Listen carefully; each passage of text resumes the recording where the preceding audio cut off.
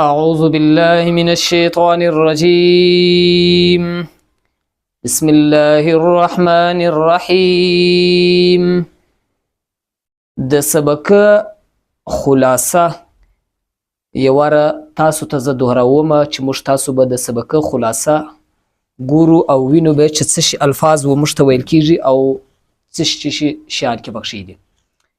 د سبق په خلاصه کې اوله واره تختی نمبر 1 से 1 से تر تختی نمبر 8 پورې 1 2 4 5 7 8 10 12 یعنی اته تختی دي. د دې اتو تختیو خلاصه به د قرآن پاک په الفاظو باندې موږ پیژنو چې دا اته تختی سره کم په قرآن پاک باندې ویل کیږي.